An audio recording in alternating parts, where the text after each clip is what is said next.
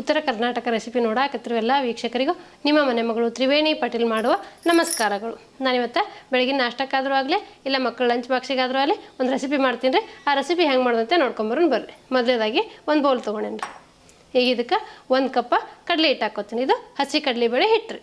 1 cup medium ರವೆ ತೊಗೊಂಡೇನಿ, ಅವು ಹಾಕ್ಕೋತೀನಿ ರೀ. ನೀವು ಚಿರೋಟ್ ರವೆ ಆದರೂ ತೊಗೋಬೋದು, ಮೀಡಿಯಮ್ ರವೆ ಆದರೂ ತೊಗೋಬೋದು ರೀ. ಈಗ ಇದಕ್ಕೆ ರುಚಿಗೆ ತಕ್ಕಷ್ಟು ಉಪ್ಪು ಹಾಕ್ಕೋತೀನಿ ನೋಡಿರಿ. ಇದೆಲ್ಲ ಚಲೋ ಹೊತ್ತಿಗೆ ಮಿಕ್ಸ್ ಮಾಡ್ಕೋತೀನಿ ರೀ. ರವೆ, ಕಡಲೆ ಹಿಟ್ಟು, ಉಪ್ಪು 3 ಚಲೋ ಹೊತ್ತಿಗೆ ಮಿಕ್ಸ್ ಮಾಡ್ಕೋತೀನಿ ರೀ. ಈಗ ಇದಕ್ಕೆ ಎಷ್ಟು ನೀರು ಹಿಡಿತದೆ ನೋಡಿಕೊಂಡು ನೀರು ಹಾಕ್ಕೋತೀನಿ ರೀ. ಇದು ಗಂಟು ಇಲ್ದಂಗೆ ಕಲಿಸ್ಕೋಬೇಕು ರೀ. ಅಳಕಾಗೆ ಕಲಿಸ್ಕೋಬೇಕಾಗ್ತೈತೆ ರೀ. ಈ ರೆಸಿಪಿನ ಹೆಂಗೆ ಮಾಡ್ತೀನೋ ನಿಮ್ಗೆ ಗೊತ್ತಾಗ್ಬೇಕು ಅನ್ನೋದಾದ್ರೆ ನೀವು ಸ್ಕಿಪ್ ಮಾಡೋದು ಪೂರ್ತಿ ವಿಡಿಯೋ ನೋಡ್ರಿ, ನಿಮಗೆ ಗೊತ್ತಾಗ್ತೈತೆ ರೀ. ನಾನು ಬೆಳಗಿನ ನಾಷ್ಟಕ್ಕೆ ಸುಮಾರು ನಮಗೆ ರೆಸಿಪಿಗಳು ಮಾಡಿ ತೋರಿಸೀನಿ ರೀ. ದಿನ ಬೆಳಗ್ಗೆ ಏನಪ್ಪ ಮಾಡೋದು ಅಂದಾಗ ಈ ರೀತಿ ದಿಢೀರಾಗೆ ಮಾಡ್ಕೊಂಬಿಡ್ಬೋದು ರೀ. ನಿಮ್ಮ ವಿಡಿಯೋದ ನೋಡಿದ್ರೆ ಗೊತ್ತಾಗ್ತೈತೆ ನೋಡಿರಿ. ತೀರಾ ಅಷ್ಟು ಗಟ್ಟಿನೂ ಇಲ್ಲ, ತೀರಾ ಅಷ್ಟು ಅಳಕ್ಕೂ ಇಲ್ಲ, ಈ ಹದ ಐತೆ ನೋಡಿರಿ. ಈ ರೀತಿ ಗಂಟು ಇಲ್ದಂಗೆ ನೀವು ಒಂದು ಸತಿ ಕಲಿಸ್ಕೊಂಡ್ರೆ ಅಂದ್ರೆ ಇದು ಮಸ್ತಾಗಿ ಬರ್ತೈತೆ ರೀ. ಬೆಳಗ್ಗೆ ಏನಪ್ಪ ಮಾಡೋದು ನಾಷ್ಟಕ್ಕಂದಾಗ ದಿನ ಒಂದೊಂಥರ ಮಕ್ಳು ಕೇಳ್ತಿರ್ತಾರೆ ರೀ. ಹೊಸವು ಲಂಚ್ ಬಾಕ್ಸಿಗೂ ಕಟ್ಟೋಕ್ಕಾಗುತ್ತೆ, ಬೆಳಗಿನ ನಾಷ್ಟಕ್ಕೂ ಬೇಗ ದಿಢೀರನೇ ಆಗೋಂಥ ರೆಸಿಪಿ ರೀ ಇದು. ನೀವು ಒಂದು ಸತಿ ನಿಮ್ಮ ಮನೆ ಮಾಡಿ ನೋಡಿರಿ, ನಿಮಗೂ ಗೊತ್ತಾಗ್ತೈತೆ ರೀ. ಈಗ ನಾ ಒಂದು ಪಾತ್ರೆ ಇಡ್ತೀನಿ ನೋಡಿರಿ. ಈಗ ನಾ 1-2 ಸ್ಪೂನ್ ಎಣ್ಣೆ ಹಾಕೋತೀನಿ ನೋಡಿರಿ. ಇದು ಎಣ್ಣೆ ಬಿಸಿ ಆಗಲ್ಲ ರೀ. ಈಗ ಎಣ್ಣೆ ಬಿಸಿ ಆಗೈತೆ ರೀ. ನಾ ಒಂದು ಸ್ವಲ್ಪ ಜೀರಿಗೆ ಹಾಕೋತೀನಿ ನೋಡಿರಿ. ಸ್ವಲ್ಪ ಕರಿಬೇವು ಹಾಕೋತೀನಿ ನೋಡಿರಿ. ಇದು ಎರಡು ಸ್ವಲ್ಪ ಚಟಪಟ ಅಂದ ತಕ್ಷಣ ನಾವೇನು ಹಿಟ್ಟು ರೆಡಿ ಮಾಡಿ ಇಟ್ಕೊಂಡಿವಲ್ಲ ರೀ, ಅದು ಹಿಟ್ಟು ಹಾಕೊಳ್ಳೋಣ್ರಿ.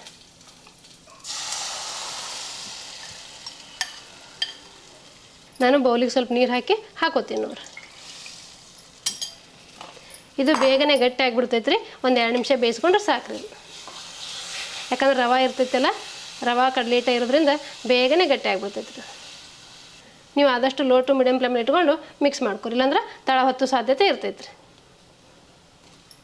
ಈ ರೀತಿ 1-2 ನಿಮಿಷ ಮಿಕ್ಸ್ ಮಾಡಿದ್ರೆ ಇದು ಹಿಟ್ಟು ರೆಡಿ ಆಗ್ತೈತೆ ರೀ. ಈ ರೀತಿ ಕೈ ಬಿಡ್ದಂಗೆ ಮಿಕ್ಸ್ ಮಾಡ್ತಾ ಇರ್ಬೇಕು ರೀ.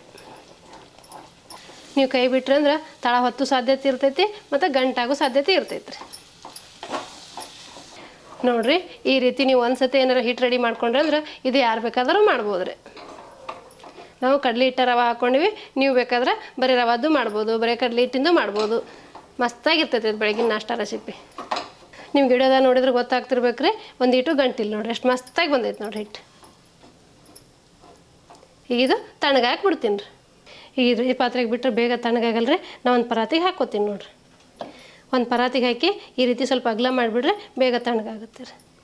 ಈಗ ನೋಡಿರಿ, ನಾ ಪರಾತಿಗೆ ಹಾಕಿ ತಣ್ಣಗಾಕ್ಬಿಟ್ಟಿದ್ದೆ, ತಣ್ಣಗಾಗೈತಿ. ಈಗ ಮುಟ್ಟಕ್ಕೆ ಬರ್ಬೇಕು ರೀ ಕೈಯಲ್ಲಿ, ಪೂರ್ತಿ ತಣ್ಣಗಾಗೈತಿ. ಈಗ ಇದು ಈ ರೀತಿ ಚಲೋ ಹೊತ್ತಿಗೆ ನಾದ್ಕೋಬೇಕು ರೀ. ಈಗ ಇದಕ್ಕೆ ನಾ ಒಂದು ಉಳ್ಳಾಗಡ್ಡಿ ಸಣ್ಣ ಕಟ್ ಮಾಡ್ಕೊಂಡೆ ಅದು ಹಾಕೋತೀನಿ ರೀ. ಒಂದು ಅರ್ಧ ಟೊಮೆಟೊ ತೊಗೊಂಡೇನೆ, ಅದು ಹಾಕೋತೀನಿ ರೀ. ನೀವು ಹೆಚ್ಚು ಕಮ್ಮಿ ಹಾಕೋಬೋದು ರೀ. ನಾ ಒಂದು ಅರ್ಧ ಕ್ಯಾಪ್ಸಿಕಮ್ ತೊಗೊಂಡೇನೆ, ಅದು ಹಾಕೋತೀನಿ ನೋಡಿರಿ. ಸ್ವಲ್ಪ ಕೊತ್ತಂಬರಿ ಹಾಕೋತೀನಿ ರೀ. ನೀವು ಎಷ್ಟು ತರಕಾರಿಗಳು ಹಾಕಿರ್ತೀರಲ್ಲ ಅಷ್ಟು ಆರೋಗ್ಯಕ್ಕೆ ಒಳ್ಳೇದು ರೀ. ಮಕ್ಕಳು ತರಕಾರಿ ತಿನ್ನಲ್ಲ ಹಠ ಮಾಡಿದಾಗ ಈ ರೀತಿ ಮಾಡಿಕೊಟ್ರೆ ಇಷ್ಟಪಟ್ಟು ತಿಂತಾರೆ. ಈಗ ನಾನು ಸ್ವಲ್ಪ ಖಾರದ ಪುಡಿ ಹಾಕೋತೀನಿ ನೋಡಿರಿ. ಸ್ವಲ್ಪ ಮಸಾಲೆ ಖಾರ ಹಾಕ್ಕೋತೀನಿ. ನಾ ಮಸಾಲೆ ಖಾರ ಎಲ್ಲದಕ್ಕೂ ಹಾಕ್ಕೋತೀನಿ ರೀ. ನೀವು ಬೇಕಾದ್ರೆ ಸ್ಕಿಪ್ ಮಾಡ್ಬೋದು. ನೀವು ಮಸಾಲೆ ಖಾರ ರೆಸಿಪಿ ಬೇಕಂದ್ರೆ ನಾನು ಚಾನಲ್ಗೆ ಹೋಗಿ ನೋಡಿ, ನಾನು ಬೇಕಾದ್ರೆ ಲಿಂಕ್ ಕೊಟ್ಟಿರ್ತೀನಿ, ನೀವು ನೋಡ್ಕೊಂಡು ಮಾಡ್ಕೋಬೋದು ರೀ. ಸ್ವಲ್ಪ ಗರಂ ಮಸಾಲ ಹಾಕ್ಕೋತೀನಿ. ನೀವು ಗರಂ ಮಸಾಲ ಒಂದೇ ಹಾಕಿದ್ರೆ ನಡಿತೈತೆ ರೀ. ಒಂದು ಸ್ವಲ್ಪ ಅರಿಶಿನ ಪುಡಿ ಹಾಕ್ಕೋತೀನಿ ನೋಡಿರಿ. ಇದೆಲ್ಲ ಚಲೋ ಹೊತ್ತಿಗೆ ಮಿಕ್ಸ್ ಮಾಡ್ಕೋತೀನಿ. ನಾವು ಉಪ್ಪು ಹತ್ರ ಮೊದಲೇ ಹಾಕ್ಕೊಂಡಿವ್ರಿ ಹಿಟ್ಟು ಕಲಸಾಗೆ, ಉಪ್ಪೇನು ಬೇಡ್ರಿ. ಇದೆಲ್ಲ ಚಲೋ ಹೊತ್ತಿಗೆ ಹಿಟ್ಟಿನ ಜೊತೆ ಮಿಕ್ಸ್ ಮಾಡ್ಕೊಳ್ಳೋಣ. ಈಗ ನಾನು ಒಂದು 2-3 ತರಕಾರಿ ಮಾತ್ರ ಹಾಕ್ಕೊಂಡೇನಿ ರೀ. ನಿಮಗೆ ಯಾವ ಅವೈಲೇಬಲ್ ಇರ್ತಾವೆ ನೋಡ್ಕೊಂಡು ಹಾಕೋಬೋದು ರೀ. ಇದೇ ಹಾಕಬೇಕು ಅದೇ ಹಾಕ್ಬೇಕಂತೇನಿಲ್ಲ, ಕ್ಯಾಪ್ಸಿಕಮ್ಮೇ ಹಾಕಬೇಕು, ಟೊಮೆಟೊನೇ ಹಾಕಬೇಕು ಅಂತ ಹಂಗೇನಿಲ್ಲ ರೀ. ನಿಮ್ಮ ಮನ್ಯಾಗ ಯಾವ ತರಕಾರಿ ಇರ್ತಾವೆ ನೋಡ್ಕೊಂಡು ನೀವು ಹಾಕ್ಕೊಂಡು ಮಾಡ್ಕೋಬೋದು ರೀ. ಕ್ಯಾಬೇಜ್ ಹಾಕ್ಕೋಬೋದು, ಕ್ಯಾರೆಟ್ ಹಾಕ್ಕೋಬೋದು, ಆಲೂಗಡ್ಡೆ ಹಾಕ್ಕೋಬೋದು. ನಿಮ್ಗೆ ಹೆಂಗೆ ಅನುಕೂಲ ಆಗುತ್ತೆ ನೋಡ್ಕೊಂಡು ಮಾಡ್ಕೋಬೋದು. ಹಾಗೆ ಮಾಡಬೇಕು ಹಿಂಗೆ ಮಾಡ್ಬೇಕಂತೇನಿಲ್ಲ ರೀ. ನೋಡಿರಿ, ಈ ರೀತಿ ಚಲೋ ಹೊತ್ತಿಗೆ ಮಿಕ್ಸ್ ಮಾಡ್ಕೊಂಡ್ರೆ ಆಯ್ತು ರೀ. ನೀವು ಎಷ್ಟು ತರಕಾರಿ ಹಾಕ್ತಿರಲ್ಲ ರೀ ಅಷ್ಟು ರುಚಿನೂ ಇರ್ತೈತಿ, ಆರೋಗ್ಯಕ್ಕೂ ಒಳ್ಳೇದು ರೀ. ಈ ರೀತಿ ಮಕ್ಕಳಿಗೆ ಡಿಫ್ರೆಂಟಾಗಿ ಮಾಡಿಕೊಟ್ರೆ ಇಷ್ಟಪಟ್ಟು ತಿಂತಾರೆ. ಎಲ್ಲ ತರಕಾರಿಗಳು ಹಾಕಿ ಕಲಿಸಿದ್ರೆ ಈ ರೀತಿ ಹಿಟ್ಟು ರೆಡಿ ಆಗೈತೆ ನೋಡಿರಿ. ಈಗ ನಮ್ಗೆ ಯಾವ ಸೈಜಲ್ಲಿ ಬೇಕು ನೋಡಿಕೊಂಡು ಆ ಸೈಜಲ್ಲಿ ಉಂಡೆ ಮಾಡ್ಕೊತೀನಿ ರೀ. ಸಾಮಾನ್ಯವಾಗಿ ಚಾಟ್ಸ್ ಅಂಗಡಿಗಳಿಗೆ ಹೋದ್ರೆ ಆಲೂ ಟಿಕ್ಕಿ, ಆ ಟಿಕ್ಕಿ, ಈ ಟಿಕ್ಕಿ ಅಂತ ಸುಮಾರು ನಮಗೆ ಟಿಕ್ಕಿಗಳು ಸಿಗ್ತಾ ಇರ್ತಾವೆ. ನಾವು ಹೊರಗಡೆ ಕೊಂಡು ತಿನ್ನೋದು ಬದಲು ಮನೆಯಲ್ಲೇ ಮಾಡ್ಕೊಂಡು ತಿಂದ್ರೆ ಆರೋಗ್ಯಕ್ಕೂ ಒಳ್ಳೆಯದು, ಮನೆಯಲ್ಲೇ ಮಾಡಿದ ಖುಷಿನೂ ಇರ್ತೈತೆ ರೀ. ನೋಡಿ, ತೀರಾ ತಳಗೂ ಬೇಡ, ತೀರಾ ದಪ್ಪನೂ ಬೇಡ, ಈ ಸೈಜಲ್ಲಿ ಮಾಡಿದ್ರೆ ಸಾಕು ರೀ. ನಾನು ಈ ಸೈಜಲ್ಲಿ ತೊಗೊಂಡಿದ್ರೆ ನಿಮಗೆ ಯಾವ ಸೈಜಲ್ಲಿ ಬೇಕು ನೋಡಿಕೊಂಡು ನೀವು ಮಾಡ್ಕೊಬೋದು. ಈ ರೀತಿ ರೌಂಡಾಗಿ ಮಾಡಿಕೊಂಡು ಈ ರೀತಿ ಟಿಕ್ಕಿ ಥರ ಒತ್ತಿದ್ರೆ ಮುಗೀತು ರೀ. ನೀವು ಒಡೆಯರೇ ಅನ್ಬೋದು, ಟಿಕ್ಕಿ ಆದರೂ ಅನ್ಬೋದು, ಕಟ್ಲೆಟ್ ಆದರೂ ಅನ್ಬೋದು, ನೀವೇನಾದರೂ ಹೆಸರು ಕೊಡ್ಬೋದು ಇದಕ್ಕೆ. ನೋಡಿರಿ ನಾನು ಈ ರೀತಿ ಮಾಡೀನಿ. ಇದೇ ರೀತಿ ಮಿಕ್ಕಿದ್ದೆಲ್ಲ ಮಾಡ್ಕೊತೀನಿ ರೀ. ಈಗ ನೋಡಿರಿ ನಾ ಏನು ತೊಗೊಂಡಿದ್ದಿಲ್ಲ, 1 ಕಪ್ ರವೆ, 1 ಕಪ್ ಕಡಲೆ ಹಿಟ್ಟು, ಇಷ್ಟು ಉಂಡೆ ಆಗ್ಯಾವ ನೋಡಿರಿ. ನೀವು ಯಾವಾಗ ಫ್ರೈ ಮಾಡ್ಕೊತಿರಲ್ಲ ಅವಾಗ ಈ ರೀತಿ ತಟ್ಕೊಂಡು ಫ್ರೈ ಮಾಡ್ಕೊಂಡು, ನಾನು 2 ತಟ್ಟು ಇಟ್ಟಿದ್ದೀನಿ. ಈಗ ಫ್ರೈ ಮಾಡೋಕೆ ಒಂದು ಪ್ಯಾನ್ ಇಟ್ಕೊತೀನಿ ನೋಡಿರಿ. ನಾನು ಚಿಕ್ಕದು ಇಟ್ಕೊಂಡಿನಿ, ನೀವು ಬೇಕಾದ್ರೆ ದೊಡ್ಡದು ಇಟ್ಕೊಬೋದು ರೀ. ಈಗ ಇದಕ್ಕೊಂದು ಸ್ವಲ್ಪ ಎಣ್ಣೆ ಹಾಕ್ತೀನಿ ನೋಡಿರಿ. 1 ಸ್ಪೂನ್ ಎಣ್ಣೆ ಹಾಕಿ ಬಿಸಿ ಆಗಕ್ಕೆ ಬಿಡೋಣ ರೀ. ಇದು ಬಿಸಿ ಆಗಲ್ಲ ರೀ. ಈಗ ನಾನು 1 ಸ್ಪೂನ್ ಎಣ್ಣೆ ಕಾಯಕ್ಕೆ ಹಾಕಿದ್ದೆ, ಇದು ಬಿಸಿ ಆಗೈತೆ ರೀ. ನಾವು ಶಾಲು ಫ್ರೈ ಮಾಡ್ಕೊಳ್ಳೋದ್ರಿಂದ ಸ್ವಲ್ಪ ಎಣ್ಣೆ ಸಾಕಾಗುತ್ತೆ ರೀ. ಡೀಪ್ ಫ್ರೈ ಮಾಡಿದರೆ ಬೆಳಗ್ಗೆ ತಿನ್ನೋಕ್ಕಾಗಲ್ಲ ರೀ. ಹಾಗಾಗಿ ನಾನು ಶಾಲು ಫ್ರೈ ಮಾತ್ರ ಮಾಡಾಕತ್ತೀನಿ ನೋಡಿರಿ. ನಿಮ್ಗೆ ಈ ರೀತಿ ಬೇಡ ಅಂದ್ರೆ ನೀವು ತಾಲಿಪಟ್ಟಿ ಥರನೂ ಮಾಡ್ಕೊಬೋದು ರೀ. ನೀವು ಮೇಲೆ ಒಂದು ಚೂರು ಎಣ್ಣೆ ಹಾಕ್ಕೊಂಡು 2 ಸೈಡನ್ನು ಬೇಯಿಸ್ಕೊಳ್ರಿ. ಈಗ ನಾನು ತಿರುಗಿಸಿ ಹಾಕೋತೀನಿ ನೋಡಿರಿ. ಆದಷ್ಟು ಮೀಡಿಯಮ್ ಫ್ಲೇಮ್ ಇಟ್ಕೊಂಡು ಫ್ರೈ ಮಾಡ್ಕೊಳ್ರಿ. ನಾನು ಚಿಕ್ಕ ಪಾತ್ರೆ ಇಟ್ಕೊಂಡಿನಿ, ಹಾಗಾಗಿ 3 ಮಾತ್ರ ಹಿಡ್ದಾವೆ. ನೀವು ದೋಸೆ ಹಂಚಲ್ಲಿ ಮಾಡ್ಕೊಂಡು ಒಂದು 4-5 ಹಿಡಿತಾವ್ರಿ. ನೋಡಿರಿ ಎಷ್ಟು ಮಸ್ತ್ ಫ್ರೈ ಆಗ್ಯಾವು.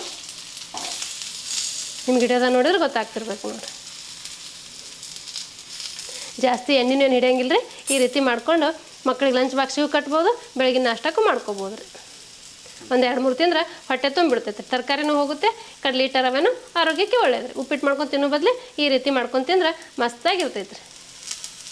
ಈಗ ನಾವು ರವೆ ಮತ್ತು ಕಡಲೆ ಹಿಟ್ಟು 2 ಬೇಯಿಸ್ಕೊಂಡಿರ್ತೀವಿ. ಈ ರೀತಿ ಶಾಲು ಫ್ರೈ ಮಾಡಿದ್ರೆ ಕ್ರಿಸ್ಪಿಯಾಗಿ ಬರ್ತಾವಂತ ಶಾಲು ಫ್ರೈ ಮಾಡಾಕತ್ತೀನಿ. ತರಕಾರಿ ಮಾತ್ರ ಹಸಿ ಇರ್ತೈತಿ, ರವೆ ಮತ್ತು ಹಿಟ್ಟು 2 ಬೆಂದಿರ್ತೈತಿ. ತಿರುಗಿಸಾಕಿ 2 ಸೈಡು ಚಲೋ ಹೊತ್ತಿಗೆ ಬೇಯಿಸ್ಕೊಂಡ್ರೆ ಮುಗೀತು ರೀ.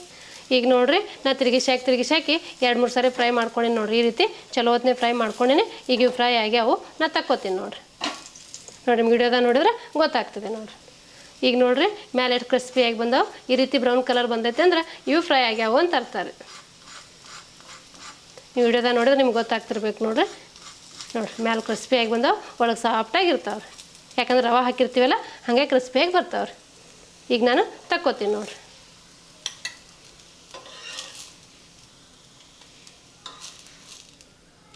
ಈ ರೀತಿ ನೀವು ಮಕ್ಕಳು ಲಂಚ್ ಬಾಕ್ಸಿಗೆ ಮಾಡಿ ಕಟ್ಟಿದ್ರೆ ಅಂದ್ರೆ ಮಕ್ಳು ಇಷ್ಟಪಟ್ಟು ತಿಂತಾರೆ. ನೋಡಿದ್ರಲ್ರಿ ವೀಕ್ಷಕರೇ, ಬೆಳಗಿನ ನಾಷ್ಟಕ್ಕಾದರೂ ಆಗಲಿ ಇಲ್ಲ ಮಕ್ಕಳ ಲಂಚ್ ಬಾಕ್ಸಿಗಾದರೂ ಆಗಲಿ ಬೇಗ ಮತ್ತು ಸುಲಭವಾಗಿ ಕಡಲೆ ಹಿಟ್ಟು ರವೆದಿಂದ ಟಿಕ್ಕಿ ಮಾಡಿದ್ದೀನಿ ರೀ. ಈ ಟಿಕ್ಕಿ ಮಾಡೋ ಪದ್ಧತಿ ನಿಮಗೇನೋ ಇಷ್ಟ ಆಗಿತ್ತಂದ್ರೆ ಒಂದು ಲೈಕ್ ಮಾಡಿರಿ, ಶೇರ್ ಮಾಡಿರಿ, ಕಮೆಂಟ್ ಮಾಡಿರಿ, ಸಬ್ಸ್ಕ್ರೈಬ್ ಆಗಿರಿ. ಧನ್ಯವಾದಗಳು.